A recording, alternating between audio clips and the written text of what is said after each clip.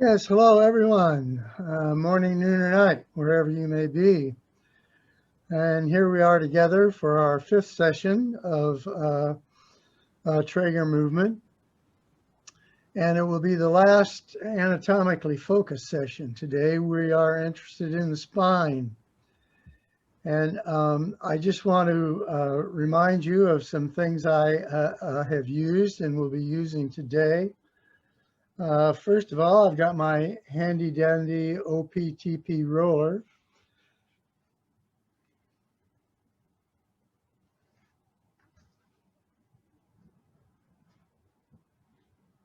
Then I've got a ball. And just for good measure, I've got my chair that I can lean on and use for support on the back of the chair, and a book or a block or a cushion of some kind that I can stand on when I'm using the chair in order to let one leg dangle. So as ever, these sessions are designed to reach back into material that we have done before and look forward into the free play that we'll be playing with in our putting it all together session. And so you'll find those little tools handy, I think, as we move along. So yes, first, just for myself, I want to open the floor to anybody tell me about any injuries they may have, hips, spine, neck, anything you need to be careful of. That will help me speak specifically to modifications that will hopefully help you out with limitations and discomforts. And if you're working with clients with this work, anything that you have been finding limiting, troubling, uncomfortable, painful in a client that you're trying to help them move through. So again, that just helps me focus on a little bit of the specifics of how I may help you with that. So if anybody wants to chime in with any of those concerns, limitations for yourself or a client, let us know.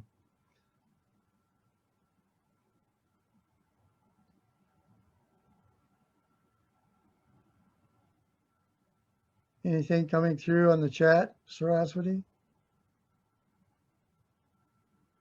I see spinal stenosis strategies. Spinal stenosis.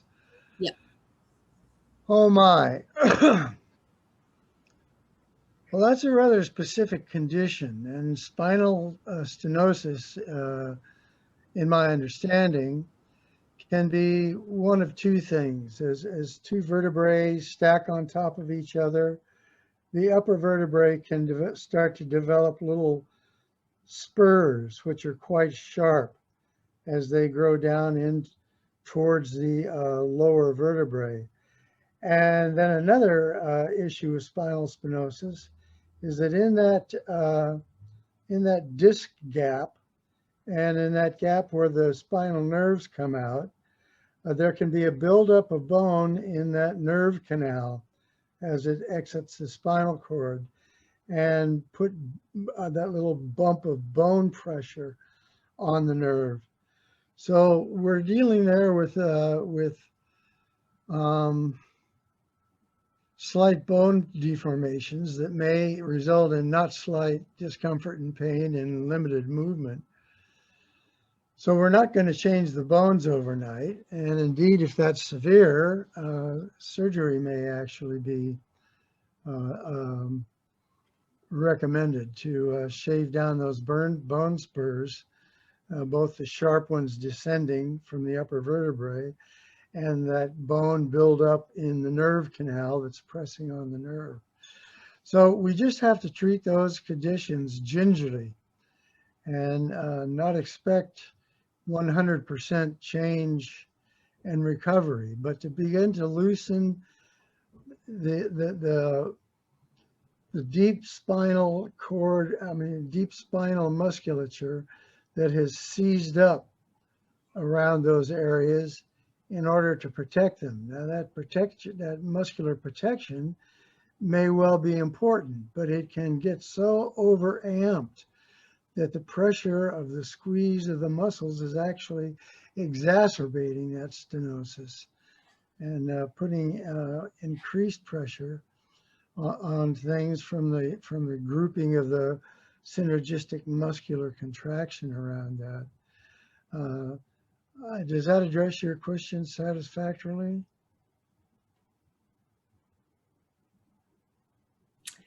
Hi, Deane. It's Rebecca, and Hi, Rebecca.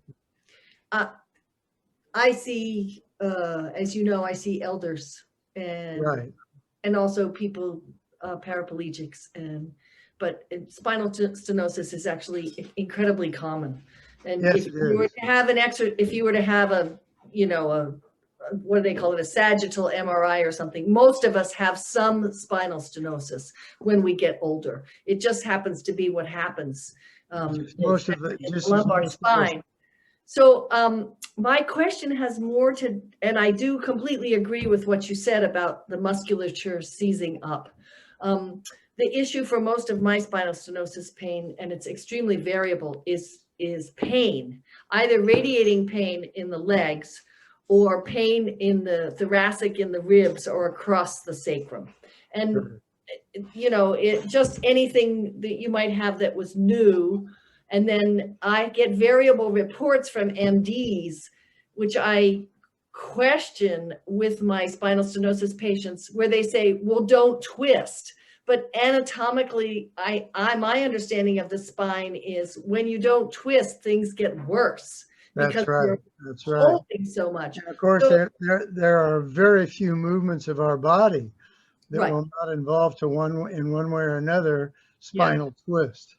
Right. So whatever you have, and I'm sure, you know, it's just extremely common in my practice. Yes, You it know, is. and when people hear it, when they hear from the doctor, oh, bad news, I have spinal stenosis. Right. And I say, join the club, you know, Right. in the club.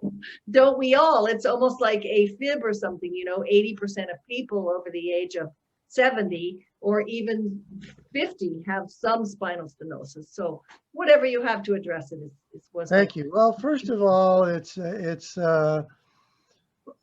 with those clients, with those patients, it's a take it easy approach, you know, because if you try to do too much too soon, anything too fast, anything too extreme, that's just going to ignite things. And I might mention also that just as almost everybody has some degree of that stenosis as they age, I have seen very, very few clients on my table who do not have some degree of developmental scoliosis. And this does not mean the congenital scoliosis that leads to extreme bone deformation as the bones grow, but just little scoliotic twists and bends in the spine from the habit of carrying everything on one side,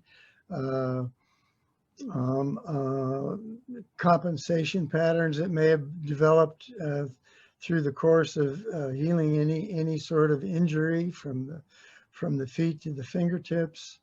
All of those injuries call for a complete reorganization of my musculature and the musculature of my spine. So yes, in fact, I do indeed have my own developmental scoliosis. So that's not scoliosis that is, oh my God, this is congenital, there's nothing I can do. But to unwind some of those developmental habituated patterns that have gotten kinked into our spine, maybe ever so slightly, maybe even visibly pronounced, but that come from our habits and our wear and tear as we proceed through life. So those two conditions are extremely common. I'll be speaking, I think, to my own scoliosis, attempts at easing, correction, unbending, untwisting those areas in my spine that give me somewhat limited movement as a result of that. So anything else we might speak to as we get ready to begin? Yes, I have cervical spine in